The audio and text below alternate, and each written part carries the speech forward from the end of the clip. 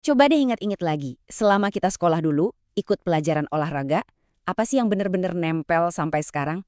Nah, pembahasan kita kali ini adalah tentang sebuah pergeseran yang gede banget di dunia pendidikan jasmani atau PJOK. Sesuatu yang mengubah segalanya. Dari yang tadinya cuma soal bikin kita keringetan di lapangan, jadi soal ngasih bekal buat seumur hidup kita. Jadi, pertanyaan besarnya adalah, apa sih tujuan sejati dari pelajaran PJOK itu? Apa benar cuma buat lari keliling lapangan, main bola, atau lempar-lemparan?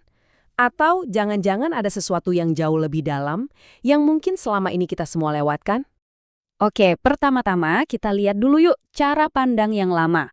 Anggap aja ini kenormalan yang dulu kita semua anut soal PJOK. Ini adalah pemahaman yang kayaknya paling akrab buat kita semua. Nah, selama ini kan kita mikirnya tujuan PJOK kayak ini aja. Bikin murid bugar, ngajak mereka berolahraga, jadi semacam hiburan biar nggak stres belajar, atau siapa tahu bisa nemu bibit atlet baru. Ya, kedengerannya sih bener semua ya. Masuk akal banget. Tapi coba deh kita bedah lebih dalam lagi. Nah, disinilah kita mulai bertanya-tanya, kenapa sih pendekatan yang kelihatannya bagus tadi itu ternyata punya celah besar? Kenapa cara lama ini bisa dibilang gagal? Jadi gini, di sini kita lihat ada jurang yang lebar banget antara tujuan dan kenyataannya. Coba deh pikirin, emangnya kita bisa jadi bugar cuma dengan pelajaran olahraga 1 atau 2 jam seminggu? Mustahil kan?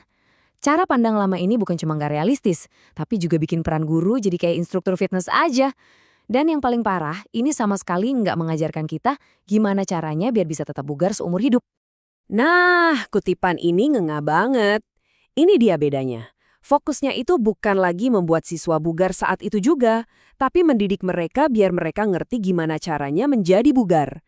Kebugaran yang dipaksain itu sementara, pasti hilang, tapi ilmu untuk menjadi bugar itu bakal nempel selamanya. Terus, gimana soal hiburan? Oke, mungkin mukul bola voli pakai kepala itu lucu, bikin ketawa. Tapi itu cuma seneng-seneng sesaat, nggak ada pembelajarannya.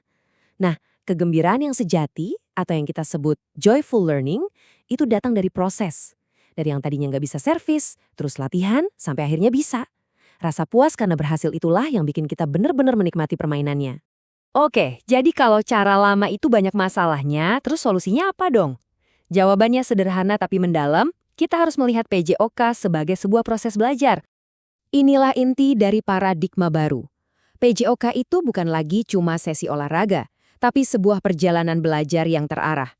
Tujuannya itu buat ngebekalin setiap siswa, tanpa kecuali, dengan 3 hal: keterampilan, pengetahuan, dan sikap. Buat apa? Biar mereka bisa aktif dan sehat seumur hidup mereka. Jadi kuncinya di sini adalah pergeseran fokus. Bukan lagi soal gimana caranya bikin anak bugar selama 90 menit di lapangan, tapi gimana caranya kita menciptakan seorang pembelajar yang kompeten dan aktif buat 50 tahun ke depan. Kita nggak lagi sekedar melatih fisik, tapi kita membangun seorang manusia pembelajar. Pertanyaannya, gimana cara kita membangun pembelajar seumur hidup ini? Gampangnya, kita pakai analogi mainan Lego deh. Coba bayangin deh, setiap gerakan dasar yang kita pelajari, lari, lompat, melempar, menangkap, itu ibarat satu kepingan Lego. Ini adalah blok-blok bangunan paling fundamental untuk semua aktivitas fisik yang lebih rumit nantinya. Nah, dampaknya jelas banget. Kalau seorang anak cuma punya sedikit koleksi Lego, dia pasti bakal kesulitan waktu diajak main olahraga yang lebih kompleks. Ujung-ujungnya frustrasi, males, dan jadi nggak aktif. Sebaliknya, kalau dia punya banyak Lego, dia bakal pede banget buat nyoba macam-macam kreasi alias olahraga. Dan akhirnya, dia akan menikmati aktivitas fisik seumur hidupnya. Perjalanan belajar ini punya alur yang logis yang disebut model berlian. Waktu SD, tugas utamanya adalah ngumpulin Lego sebanyak-banyaknya, kuasain semua gerak dasar. Begitu masuk SMP, saatnya eksplorasi. Pakai semua Lego itu buat nyobain berbagai macam olahraga. Baru deh pas SMA, waktunya spesialisasi. Pilih beberapa kreasi favorit untuk didalami sampai benar-benar jago.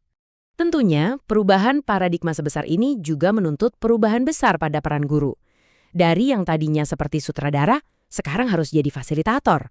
Perannya benar-benar bergeser, bukan lagi jadi sutradara yang ngatur segalanya dari A sampai Z, tapi jadi fasilitator yang memberdayakan murid. Artinya apa? Artinya, harus lebih banyak dengerin suara murid, ngasih pilihan ke mereka, dan fokusnya itu ke proses belajar tiap anak, bukan lagi cuma ke aktivitas olahraganya. Pepatah ini rasanya pas banget ya. Mengubah cara pandang yang sudah mendarah daging itu adalah perjalanan yang jauh dan panjang. Nggak akan bisa kalau dikerjakan sendirian. Perlu banget adanya kolaborasi, komunitas para guru dan pendidik untuk jalan bareng-bareng menuju tujuan yang sama. Jadi, pada akhirnya pertanyaan ini kembali ke kita semua. Sebenarnya kita mau yang mana? Mau menciptakan siswa yang cuma bugar untuk sesaat atau mau membangun pembelajar yang bisa sehat seumur hidupnya? Jawaban kita atas pertanyaan ini akan menentukan masa depan kesehatan generasi yang akan datang.